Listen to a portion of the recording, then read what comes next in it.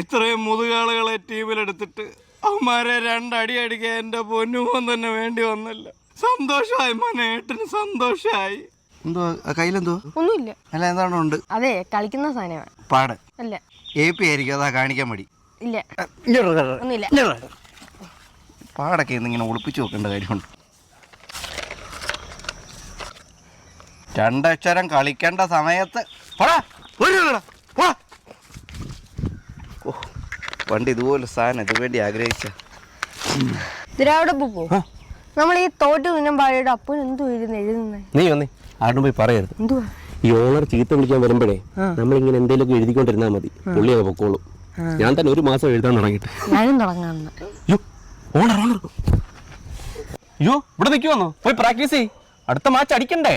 ഞാൻ കാണത്തില്ല. എന്താ? എനിക്ക് 9ാം ക്ലാസ്സിന്റെ ട്യൂഷൻ തുടങ്ങും. ഞാനാണ് മാത്സിന് ഇച്ചിരി വീക്കാ. മാത്സ്